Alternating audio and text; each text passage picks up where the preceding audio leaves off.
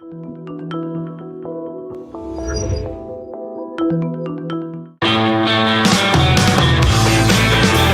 is the Gerry Callahan Show.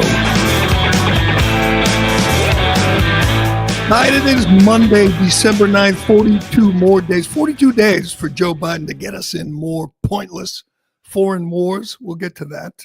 He's working on it, man. He's determined. It is one day. Happy belated Pansexual and Pan-Romantic Pride Day. I bet you didn't know that. Yesterday was Pansexual and Pan-Romantic Pride Day. Here, we've spent a month, more than a month, asking the question of what went wrong for Democrats. Why did they lose this election so decisively? Here you go, right here. This is from the HHS Department, Health and Human Services, and they posted this yesterday. And it says, today on Pansexual and Pan-Romantic Pride Day, everyone deserves to feel seen, respected, and supported no matter who they love. Create a world where everyone feels proud to be themselves with a rainbow flag. Now, my criticism of this, obviously, is you're wishing a happy pansexual and pan-romantic day to everybody when I'd say 99% of the American public doesn't even know what that is.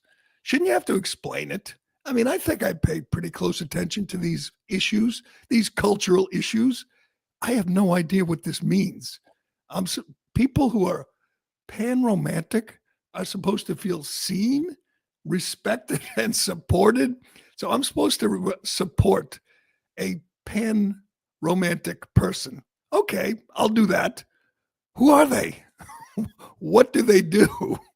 What are they? I don't understand. I mean, I guess I could look it up, but I'm not going to bother. I'm just going to laugh at you and mock you. This is what people voted against. This ends in 42 days.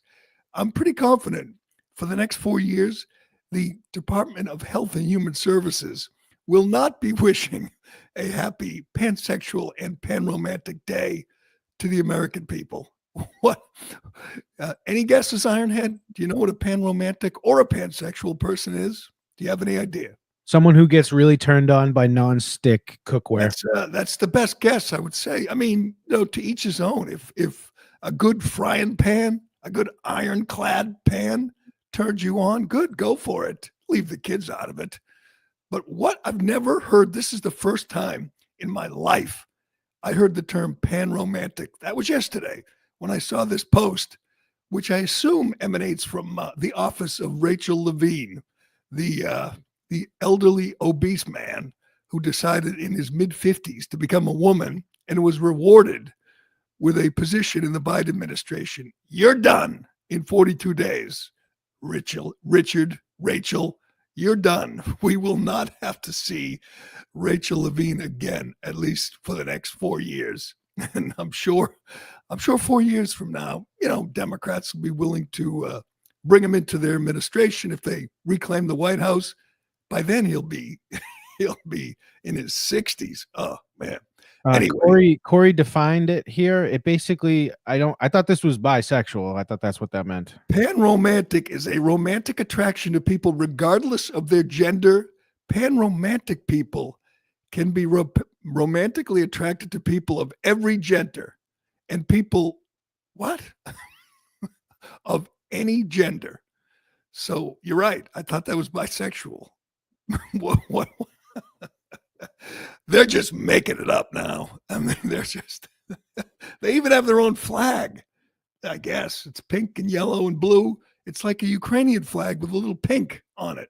I think that's Lindsey Graham's favorite flag right there. Ukraine during Breast Cancer Awareness Month. Ukraine flag with little pink stripe for pan-romantic people on this special day, on their special day. Well, I'm going to see you. I'm going to respect you. I just don't know who you are. So I don't know what you are, and I don't care. We're moving on. And there you go. You want to know what went wrong? You want to know why you got trounced? Why you lost every swing state? Why you lost ground in every county in America? Right there. People are just tired of it. They don't get it. It's just, you think Tim Walz is pan-romantic? Judging by the allegations, I believe. Oh man, I'm glad we don't. Yeah, God, man, we dodged a bullet. We really did dodge a bullet.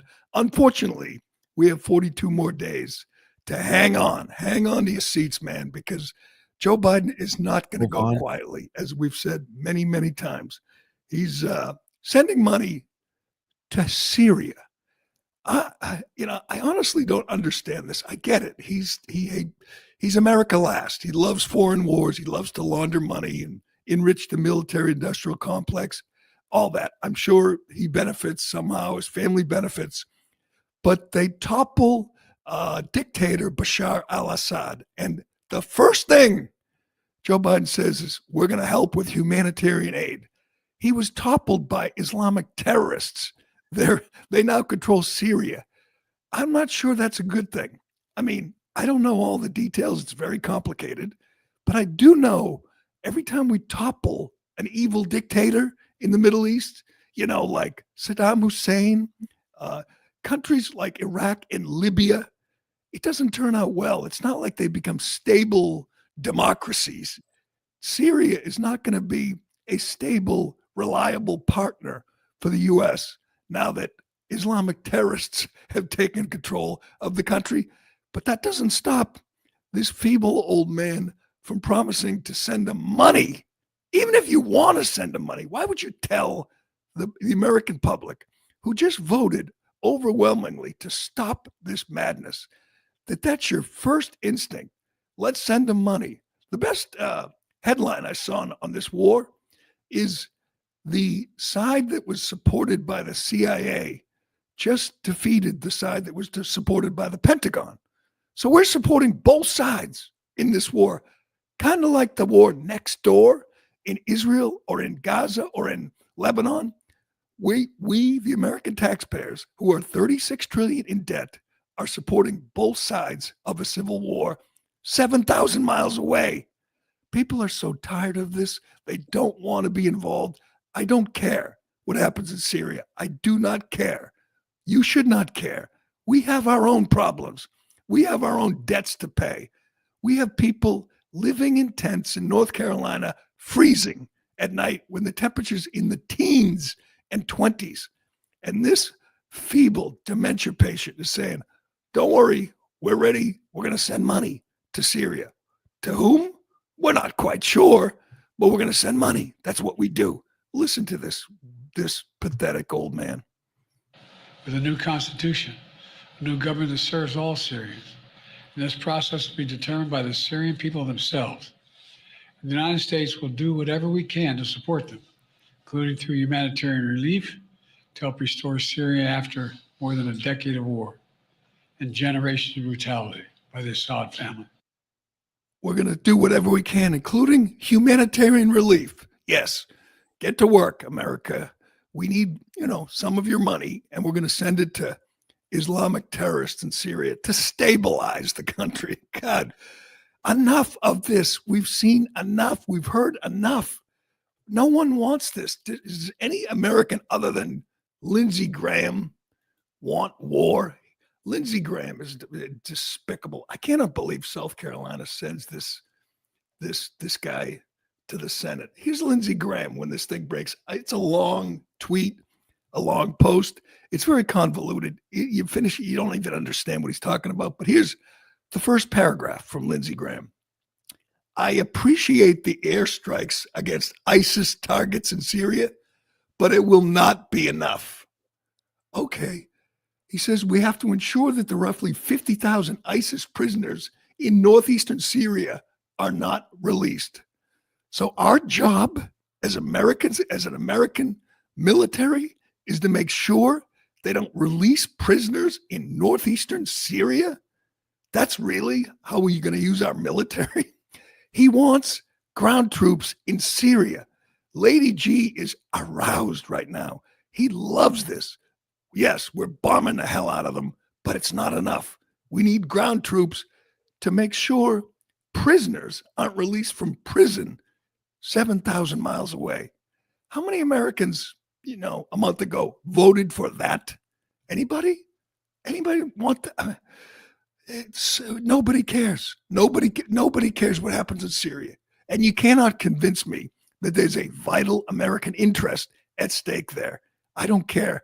Go ahead, go on Hannity, Lindsey Graham, and tell me how this serves the American people, how this is a wise way to spend our money, making sure Syrian prisoners are not released for, I don't care, release them.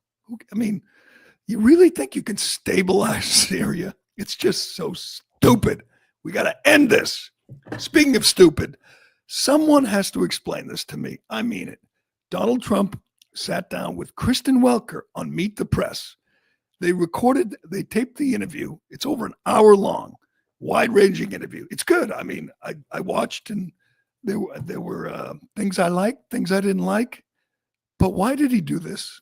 Can someone on the chat line here tell me why Donald Trump sat down with NBC News? I thought we were done with this. I thought he was done with trying to ingratiate himself with his enemies in the media. This interview was recorded Friday. That was December, what would that be? 6th? Let me see. I want to get the dates correct here.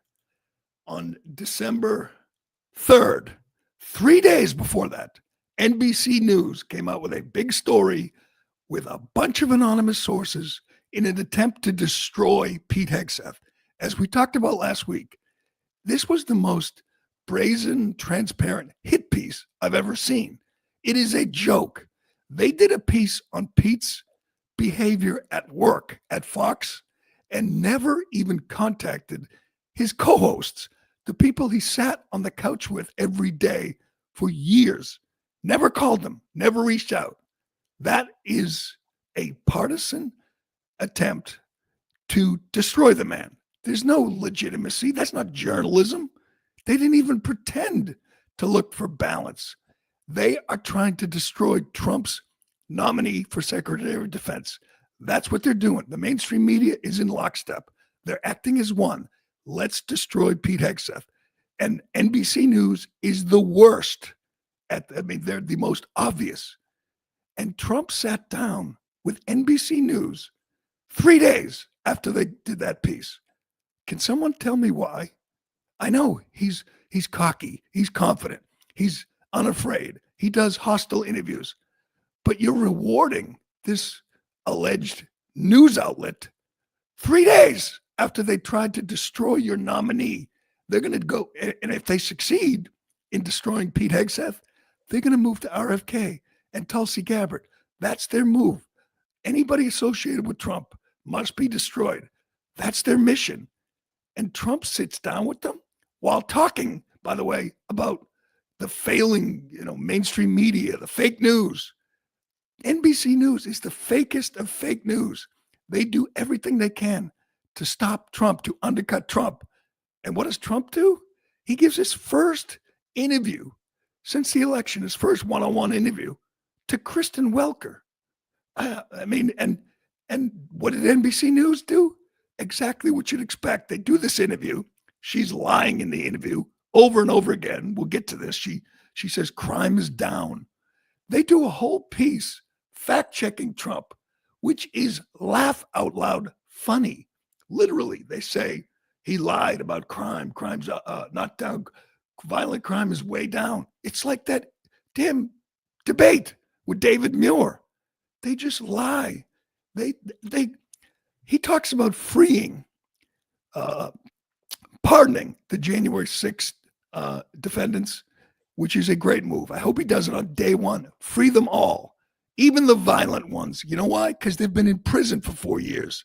That's enough. Of course, they were prosecuted for political reasons. Of course, they're doing hard time for opposing the regime. That's obvious. We've gone over this a million times. Hell, Jacob Chansley, the QAnon shaman, was sentenced to 41 months in prison when the video showed he was walking peacefully. He was praying. The cops were escorting him around the Capitol. He didn't break anything. He didn't hurt anyone. He was welcomed in. He strolled around. He was eventually freed because the videotape showed them escorting him around. The Tucker Carlson came out with the exclusive video. So they freed him after he did 10 months in solitary confinement. 10 months. And you want to tell me that these people should not be freed? Of course they should. And Trump said it, and he said they were waved into the Capitol. Trump said this in the interview. NBC News fact checks and says that's not true. What you're looking at right now is a cop with a mask, a cop literally waving people into the Capitol. This is what they do. They just lie. Here's the video, waving people in. People are like, wow. Then you get to the front door and the cops open the door and stand there and literally, in some cases, escort people through the Capitol. Those people, some of them, are in prison right now. So you want to ask, are they political prisoners? Were they targeted for political reasons? Of course they were. Trump knows that. Everybody knows that. NBC News knows that. I got to get to I got to find the fact check because it's incredible.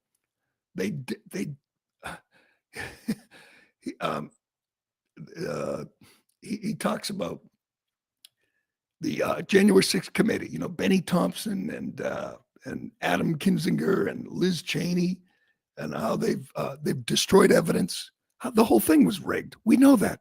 They wouldn't allow any Republicans on the committee. They didn't have any cross-examination. They picked two Trump haters. Nancy Pelosi kicked Jim Jordan and Jim Banks off the committee, named Liz Cheney and Kinzinger, who hate Trump, and rigged it. We know why. And they say, that's not true. That's not true. The January 6th committee found no evidence to support the claim that he offered Pelosi troops. What? There's piles of evidence that he offered troops. Pelosi's on video saying she screwed up. She's responsible. The committee did find that Trump had discussed using National Guard troops to protect his supporters. What? Of course he offered to. We know that. We know the thing was rigged. They just, again, why? Why are you sitting down with people who continue to propagate these lies and continue to try to destroy you? I don't get it. Here it is, NBC News. There's no evidence that any police officers encouraged protesters to enter the building. No evidence? We just showed you the video. Greg Kelly plays this like every night. A news outlet with which Trump sat for an hour tells you there's no evidence that the cops that they encouraged protesters to enter the Capitol. Can you play that again, Ironhead? So NBC News sees this video. Of course they've seen it, of a cop literally waving people in. There he is, or she, I don't even know, a little squatty guy, literally waving his arms. And they say there's no evidence that they encouraged people to enter the Capitol. Might be a panromantic. That I think he is. He's pansexual. That person, they see that and then they say no evidence. They're liars. They're propagandists. And I understand that. Trump understands that. So why indulge them? Why reward them with your first sit-down interview? I know I get hung up on this, but things are different now for Trump. He's never running again. He will control the DOJ. He will control the FBI. He doesn't have to do this. He doesn't have to win anyone over. He has the Senate. He has the House. He has the Justice Department. He's not going to go before the voters ever again. So what is the point of sitting down with that? Is he going to have lunch with Maggie Haberman now? Is he going to give Bob Woodward another 15 hours of interviews so Woodward can write another book destroying him? Why? It's a weakness for Trump. That's a weakness that annoys me. There's no way in hell he should be sitting down with Meet the Press. But he did, and they went at it, and there was some good parts. I'll say this. We don't have to play it all, but he said Christopher Wray essentially is out. That's top of my list on day one. Get rid of Christopher Wray. He said he would pardon the J6ers. He agreed with Tom Homan and said families can be deported together. That is a great answer. That's what you want to do. And he said he's standing by Pete Hegseth. We have a few highlights, excuse me, of his interview, and he was good. He did okay. He did okay. I still don't know why he did it, but he did okay. What do we have? Let's get to some of this. Trump with his Trump in his first interview since the election. Why wouldn't this be, Greg Kelly on Newsmax or Hannity or Dan Bongino? Why would you pick her? I don't get it. But anyway, let's listen to some of Trump with fake news NBC. Of people, the estimated 4 million families in America who have mixed immigration status. So I'm talking about parents who might be here illegally, but the kids are here legally. Your borders are. You're talking about separation. Yeah, well, I mean, there are two aspects to this. Your borders are. Tom Homan said they can be deported together. Correct. Is that the plan? Well, that way you keep well. I don't want to be breaking up families. So the only way you don't break up the family is you keep them together and you have to send them all back. Yes, good answer, Donald. Although he did say he wants to find a way to keep the dreamers, just using that word dreamers, to get here in the country. That was disappointing. Dreamers must go. It sounds like he's going to bend on that one. But he did say deport families together. Yes, that sounds like he's not going to back down on that. And that's going to drive the media nuts. Right now, what they're doing is, as I've said, they're trying to find some poor old lady who's, waiting tables or cleaning hotel rooms and get her to cry on camera and talk about how she's been here for years and works hard and pays taxes. And they will ignore all the drug dealers and gangbangers. And they want you to know it's going to cost a lot.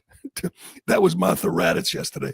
It's going to cost taxpayers $300 billion to deport illegal aliens, as if it's not a cost savings, as if it doesn't cost taxpayers much, much more to keep them here in hotels with debit cards and phones and Uber rides. They're desperate. The media is desperate to save the gangbangers and the rapists who are here in our midst. They're just like the Democrats. They're determined to protect them. Let's do the Christopher Wray, because I love this. I hate Christopher Wray. He's a snake. And Trump knows Christopher Wray is the one that raided Mar-a-Lago, that went through Melania's sock drawer, her underwear drawer. He knows that. And the Democrats and the media, they want him to keep Christopher Wray on because, he has a 10-year term, which only one, since J. Edgar Hoover, I believe only one FBI director has lasted 10 years. This guy has lasted, Trump should have fired him the first time. He's obviously a deep state swamp creature who hates him. Of course he has to go. Play this. Sir, are you going to fire the current FBI director, Christopher Wray, who you appointed? Well, I can't say I'm thrilled with him. He invaded my home. I'm suing the country over it. He invaded Mar-a-Lago. I'm very unhappy with the things he's done. And crime is at an all-time high. Migrants are pouring into the country that are from prisons and from mental institutions, as we've discussed. I can't say I'm thrilled. I don't want to be Joe Biden and give you an answer and then do the exact opposite. We're going to talk about So that, I'm not going to do that. What I'm going to say is I certainly cannot be happy with him. You take a look at what's happened. And then when I was shot in the ear, he said, "Oh, maybe it was shrapnel." Where's the shrapnel coming from? Is it coming from heaven? I don't think so. So we need somebody to straighten. I have a lot of respect for the FBI, but the FBI's respect has gone way down over the last number of years. Don't you have to fire him in order to make room for Kash Patel if he is in fact confirmed? Well, I mean, it would sort of seem pretty obvious that if Kash gets in, he's going to be taking somebody's place, right? And somebody is the man that you're talking about. Oh, good. Of course he's going to fire him or he quits. Either way, you can't have him working for him. The guy who tried to put him in prison, he has to go day one, of course. And then he talks about crime being way up. NBC fact check. There's no evidence of a migrant-driven crime wave and crime broadly is down. According to recently available data, violent crime was down 3% from 2022 to 2023. The FBI reported in September the most serious crimes, murder and non-negligent manslaughter, dropped 11.6%, marking the largest single decline in 2 decades. Who believes that other than NBC News and David Muir? Of course it's not true. We've gone over this. This doesn't include reports from the biggest, most dangerous cities, including LA and New York, but they don't care. Even when they gives them the interview, their whole goal is to just destroy him, make him look bad, make him call him a liar. Are you happy you did this, Donald? Are you glad? Did you enjoy this? Sitting down with the fakest of fake news? I don't get it. It makes no sense to me. Speaking of making no sense, today's the day. Maybe today's the day. Daniel Penny, we may get a verdict in one of the most outrageous injustices we have ever seen in this country. Jason Whitlock said this is bigger than the election, the outcome of the Daniel Penny trial. They are trying to railroad an American hero because he's white. That's all. That's it. Today, they're considering the lesser of 2 charges. They dismissed the more serious charge for one reason and only, so to give them a better chance of getting a conviction. And if they get a conviction on the lesser charge, Daniel Penny can go away for 4 years. An American hero, a guy who selflessly stepped up and protected people of all ages and races on that subway train, may find out his fate today and may go to prison in New York City. We'll give you the latest on that and and the latest on the Joe Biden, the decline of Joe Biden, who didn't go to Notre Dame with his wife. Jill Biden and Ashley Biden went to Paris with Donald Trump, but not Joe. He didn't go. And last night, Joe Biden and Jill Biden made an appearance with Dougie and Kamala in D.C. at the Kennedy Center. And it was just chilly, very chilly. They didn't even look at them. That's how bad it's gotten between the president and his vice president. We'll show you that and more, but first. Excuse me. Do you wake up in the morning with a sore jaw, headaches, or ringing in your ears from grinding and clenching your teeth at night? I've been through this. It's fairly common, and dentists charge $600 for a bruxism night guard. Many people are now discovering the Brux Night Guard. Unlike regular night guards that go all the way to the back of the teeth, Brux Night Guard only covers the front teeth. This unique design is what sets Brux Night Guard apart from all other guards. It only covers the front teeth, so the bite force is directed away from the back, where many people grind and clench to help reduce jaw pain and still protect the teeth. You mold it at home to the top and bottom teeth. And unlike other guards, it is made in America and uses 2 materials for added durability. Order a Brux Night Guard today and use the code MAX22 to get 10% off plus free shipping. Go to bruxnightguard.com and enter the code word MAX22. Well, they're back in court any minute now in New York City in a brazen, disgusting attempt to put American hero Daniel Penny in prison. I mean, this is big. This is big. This is just so wrong. It is so wrong. It is just so unjust. We've gone over it many, many times. Daniel Penny stepped up, as I've said. If it were a case of self-defense, like Kyle Rittenhouse, the case would be an outrage. But it's worse than that. It's much worse. Daniel Penny was in no danger from Jordan Neely. Daniel Penny's a strong, fit, young Marine. Jordan Neely wasn't going to hurt him. He stepped up to protect others. That's what he did. And now he's facing years in prison still, even though they dropped the most serious charge. They did that in an attempt to get a conviction on the lesser charge. That's what they're doing in court. It's not just outrageous. It should, I think it's illegal. The prosecutor and the judge know that they weren't going to get a conviction on the more serious charge, the second-degree manslaughter. So they dropped that in hoping that the jury will compromise and say, we got to convict him of something. That mob outside, they're demanding a guilty verdict. They're outside the courtroom chanting guilty, guilty every time he walks in. These people don't care about the facts, the evidence. Daniel Penny's white, Jordan Neely's black.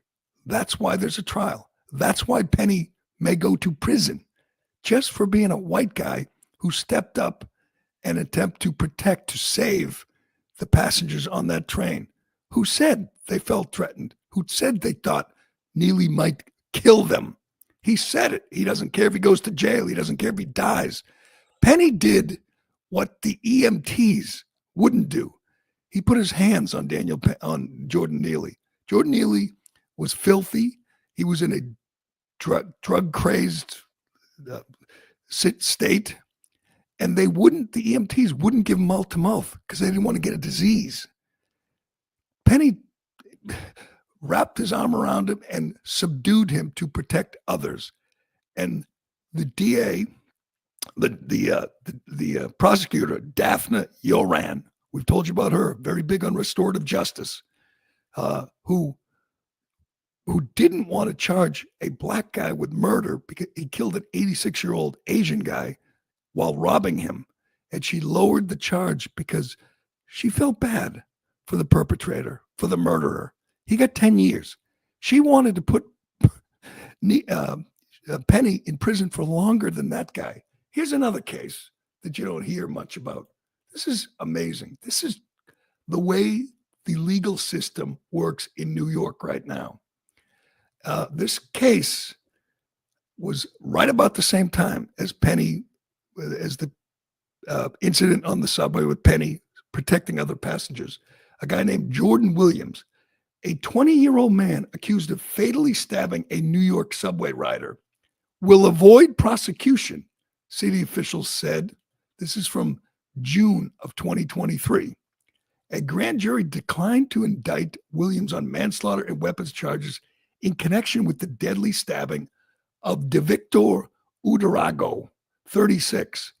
Udarago was alleged to have punched Williams' girlfriend and harassed other passengers. Our office conducted an impartial and thorough investigation in this tragic case, which included a review of multiple videos, interviews. That evidence was presented to a grand jury. Today, charges have been dismissed. So this guy stabbed to death a crazed subway rider who was threatening people. No charges. This was the same time that Penny subdued Neely. As NBC writes, the incident drew comparisons to the altercation resulting in the death of Jordan Neely, a former Michael Jackson impersonator who died after a Marine veteran put him in a chokehold. So he's not a homeless drug addict with 42 arrests who punched a 67-year-old woman in the face shortly before threatening people on the subway, breaking her nose and orbital bone. No mention of that. But boy, he was a Michael Jackson impersonator. The day the Williams charges were dropped the charges against a guy on the subway who stabbed a guy who was threatening other passengers and killed him. The day the charges were dropped, Daniel Penny pleaded not guilty to second-degree manslaughter and criminally negligent homicide. Take a guess. Do you think Jordan Williams is white or Jordan Williams is black? You guessed it. The black guy, no charges dismissed for stabbing to death someone on the subway. Hey, I'm all for that. The guy was a threat. He punched his girlfriend. He threatened other passengers. I believe it. He was stepping up and protecting others. But you're going to charge Daniel Penny and try to put him in prison? He didn't stab anyone. He didn't try to kill anyone. He was subduing a guy in a drug-fueled state of hysteria, threatening other passengers.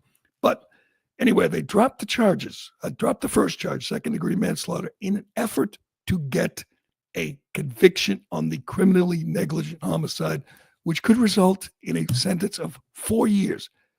They want to literally put this man in prison for 4 years in New York City, where Alvin Bragg doesn't charge anybody with felonies. He lowers 60% of felony charges in New York.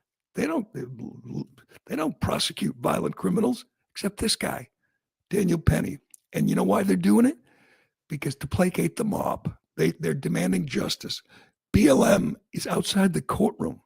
You know, BLM, that charitable organization that only cares about protecting Black lives.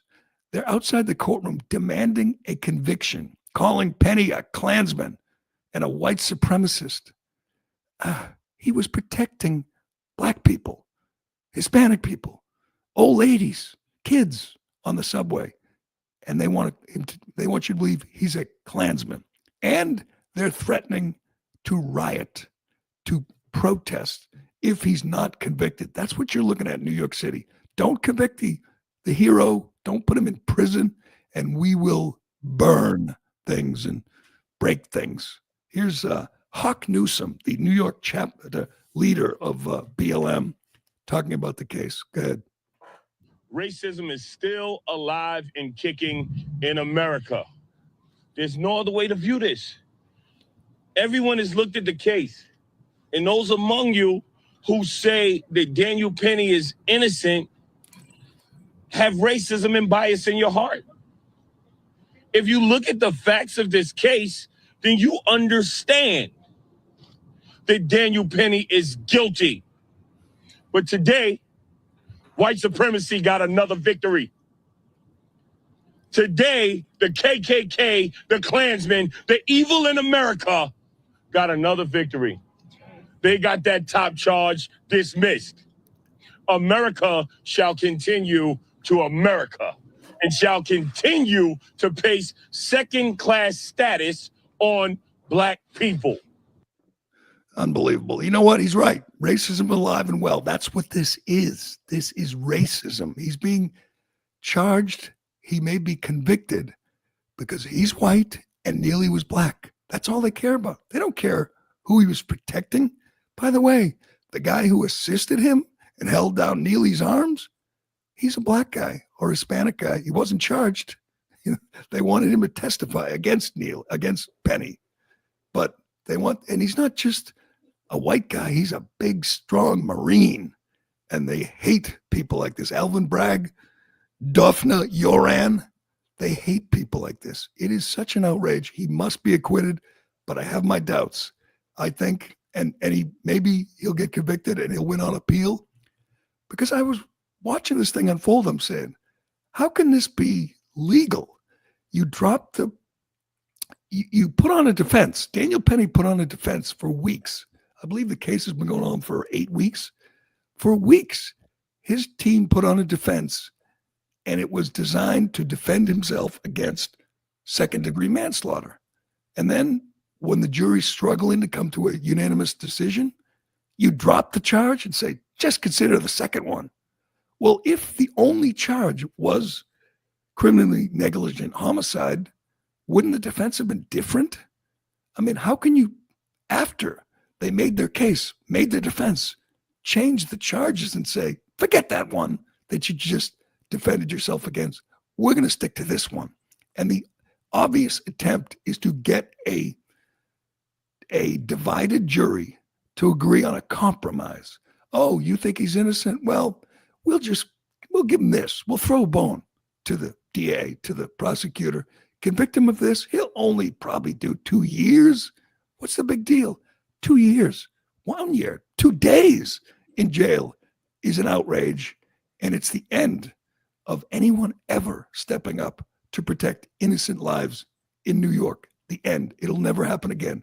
Why would you? Why would anybody try to protect women and children from lunatics on the subway? Again, this year alone, 8 murders on the subway.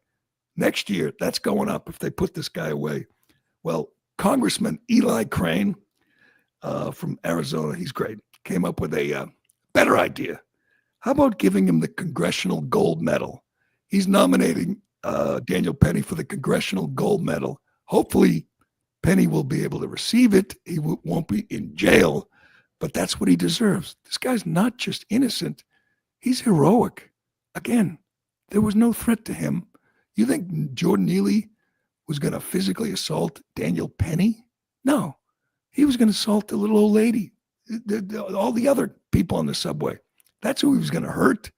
This guy, there's a lot of outrageous stuff in New York, including the prosecution of Trump. This is the worst. This is worse. I don't know if it's bigger than the election, as Jason Whitlock said, but it's big. And if they convict him, then BLM wins. Hey, maybe they won't riot if he convict him. They'll be happy. They could just sit back and do their same old grift. But anyway, it's going to get ugly if he gets acquitted, and hopefully that happens today. All right, we got more Joe Biden and Donald Trump, and Donald Trump with Jill Biden. They're a cute couple in Paris. And then the Bidens have a night out with Dougie and Kamala, and it was a little chilly. These people hate each other. We'll get to that and more, but first. Excuse me. All right, small business owners, listen up. If you're tired of losing money to credit card processing fees, we've got something you need to hear. With 24/7 payments, you can eliminate up to 99% of those fees thanks to their fee elimination program. Here's how it works. You pass the processing fees on to customers who pay with credit cards, and in return, you can offer them a discount for paying with cash or debit. It's a simple, effective, and fully compliant way to save thousands every month. Right now, 24/7 Payments is switching over 250 businesses every month to this program, and they can have you set up in less than 24 hours. Call 855-504-0799 today or visit them on the web at 247payments.com. That's the numbers 247payments.com. Are your loved ones aging? Has walking become difficult for your parents, your grandparents? It's tough. I've been there. I know lots of you have been there too. Stairs can often be a challenge for them. It's also a significant risk of falling. Well, Lifeway Mobility, one of the largest providers of accessibility solutions, offers stair lifts, wheelchair ramps, home elevators, transfer aids, and bath safety solutions to improve safety, independence, and quality of life at home. Most of their solutions are made in the USA, and they provide professional installation and service. Gain peace of mind and help loved ones stay safe at home. Schedule a free consultation when you call Lifeway Mobility at 888-780-7923. They have locations across the U.S. with showrooms for you to see and test their products. They're also rated the best stair lift company by the National Council on Aging and by U.S. News, and they have over 6,000 five-star reviews. Call 888-780-7923 or visit lifewaymobility.com for your free consultation. That's 888-780-7923. They still haven't found the killer of Brian Thompson. They found a lot of people who are happy about the murder of Brian Thompson. This is sick. I know we talked about the other day, Taylor Lorenz, who used to be a New York Times and Washington Post reporter, was literally celebrating the murder of Brian Thompson on the streets of New York. I thought they would have the killer by now. They have not. They know who he is. That's the problem. They know who he is, but he got away. They were divers in a pond. There's divers in a pond on Central Park looking for evidence. But I'm pretty sure they know who he was because he took the bus into New York and the bus out of New York. There's lots of photos of him. I'm guessing facial recognition has identified him, and he's on the run. He's probably in Massachusetts or maybe somewhere where they protect criminals, and somewhere where they probably think, he did a good thing. He killed the CEO of an evil healthcare company. There was actually a lookalike contest in New York City, a fun day for the whole family. They had a lookalike contest. Who could get dressed up and look just like the killer? Isn't that fun, of a guy who assassinated an innocent father of two on the streets of New York? These people are sick. Here it is. This is the winner right there of the lookalike contest. I don't know what his prize was. I mean, people are attending this, laughing, videotaping it, thinking it's fun. A lookalike contest of a cold-blooded killer who will be in custody any minute now, I believe. Unless he's, in Syria right now, unless he left the country, they will get him soon. Look at the people just around him. Wouldn't it laughing. make sense for the actual killer to go to this? I know. How do you get? I mean, the guy maybe had a coat. He's got the backpack, the face mask. Very proud of himself, winning. Can we listen? Can we hear from this guy who won the contest? I'll just turn my ringer off. I'm a law-abiding citizen. I work for the unions. Can we get your name? Somebody has my name. Can I get it then? I don't know. I don't know if it's such a good idea. Pretty ballsy, please. I just heard there was a cash prize, and living in New York, money's a little cheap, so I was trying to win a cash prize here. How much was it? What's up? How much was it? $50? It wasn't advertised. What do you think organized this? The FBI. Yeah, the American intelligence community. Yeah. Is there any chance the real one was here? You tell me. I think it looks like him. I think you guys look the most like him. Well, thank you, sir. Thank you. Not you. Look at that.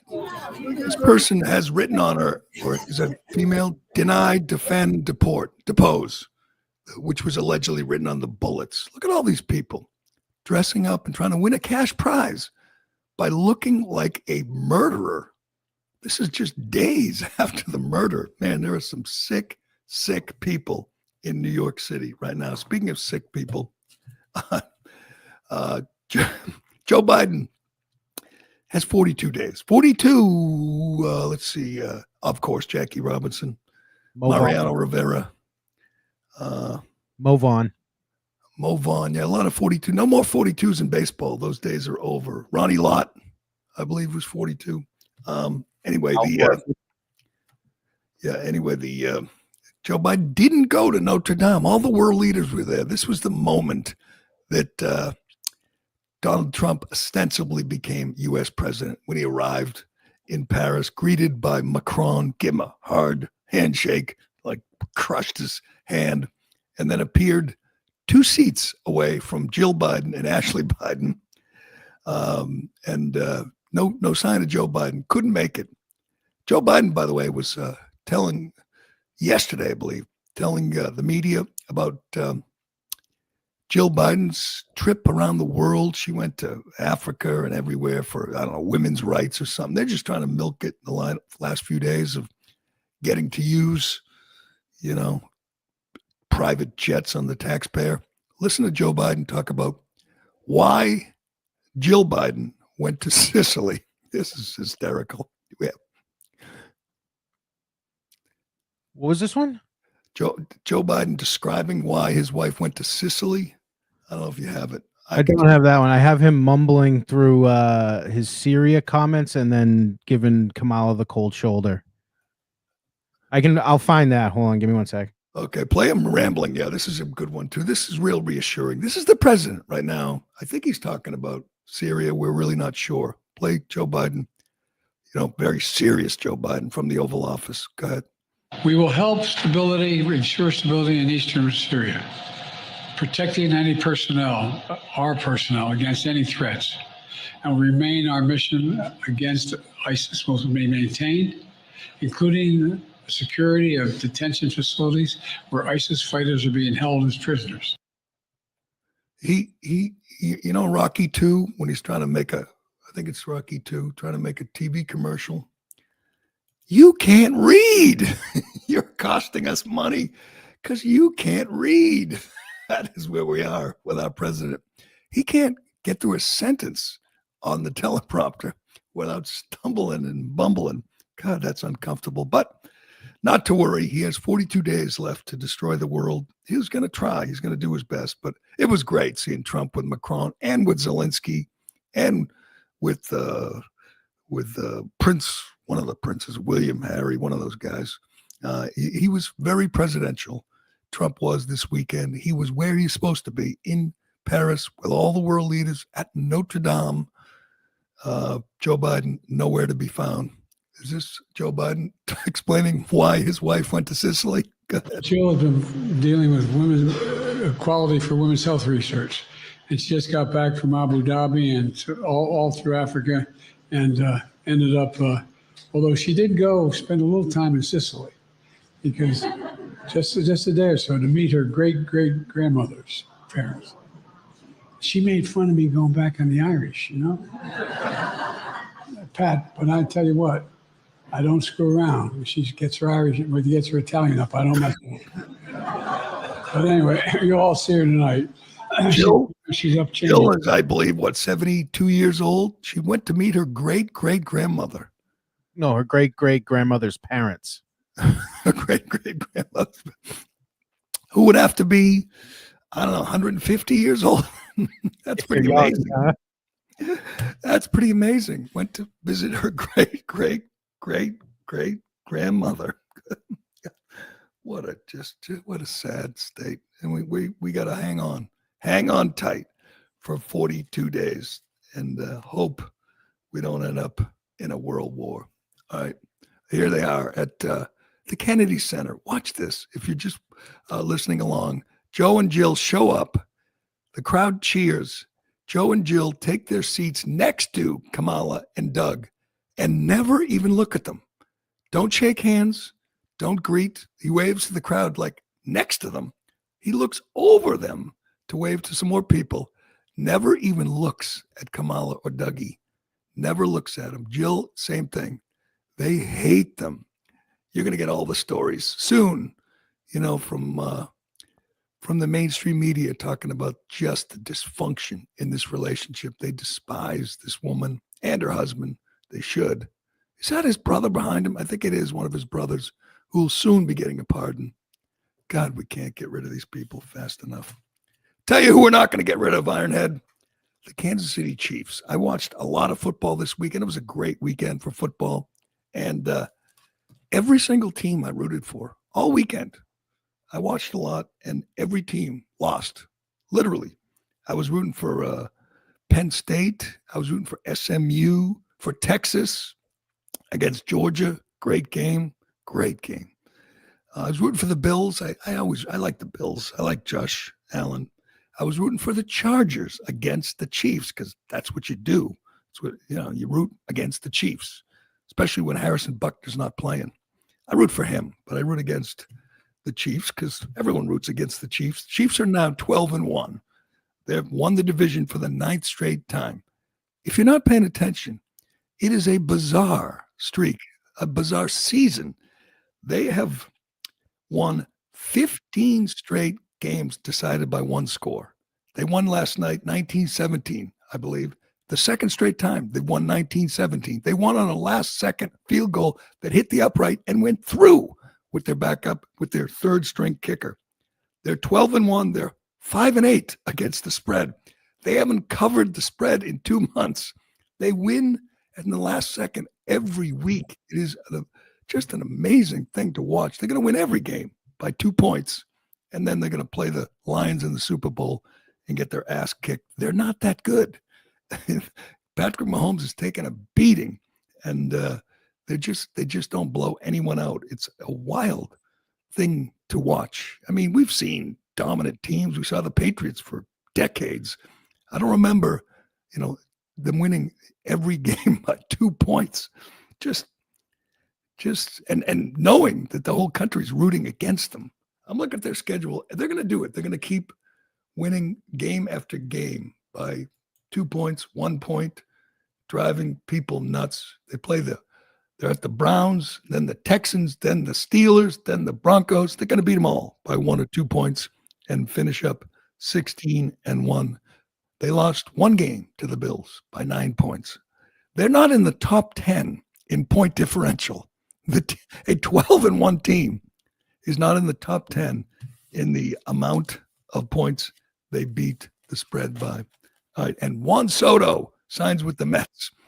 Only 15 years and $765 million. Here's the key, though. An opt-out after 5 years. See, if I were an owner, I could see paying ridiculous money, They have money. Steve Cohen has billions. Why do you give an opt-out? I would draw the line at that. I'd say, we'd love to have you. We'll give you $750 million, but no opt-outs. Why? In case he's not making enough in 5 years, he gets to opt out. Just a crazy contract, the biggest contract in sports history. Good luck living up to that, Juan Soto. But, I mean, I think he's crazy for leaving the Yankees. He had a great situation. Aaron Judge there with him for years to come. Good team, good organization, but he's now a Met. So good luck to him. He's got $765 million. Amazing. But anyway, we will leave it there on this Monday, this crazy Monday, 42 more days. Can't wait. Something's happening. Something's going to happen in the next few days. We're going to war. Something crazy is going to happen. A big pardon. Get ready. Joe Biden's going to pardon everybody, including himself. What's the biggest one he tries to get away with, you think? Well, Fauci, who's obviously guilty, who obviously should be in prison, who obviously lied under oath over and over, who funded the virus, who lied over and over, who destroyed our economy, who did more damage than anyone in American history to this country. He belongs in prison, so he's going to definitely get a pardon. His brothers get pardons. The whole family, the whole family's going to get a pardon, and he'll get a pardon. And they know they need it. I mean, you don't pardon innocent people. That's not how it works. I love when the media says that Trump's going to go after his political enemies. Well, sure, if they committed crimes, why shouldn't he? Of course, Christopher Wray committed crimes. He lied under oath, just like Fauci. Of course, they need pardons. I mean, Liz Cheney, the January 6th committee destroyed evidence. They need pardons because they committed crimes, but they haven't been charged. Usually charged first, then pardoned, like Hunter. But that's coming. Maybe today. We'll see. And we'll be watching for the Daniel Penny verdict, hoping, praying this American hero is acquitted. And then come the riots. Oh, boy. But we'll be watching. Thanks for listening. Thanks for watching. I'm Gerry Callahan. This is The Callahan Show, and we'll do it again tomorrow. Thank you. Thank you. Thank you. Thank you. Thank you. Oh, my God. Is she crazy? Thank you. Thank you Wow. all. Thank you so very much. Thank you, everyone. Thank you, everyone. Thank you. Oh, too many. Thank you.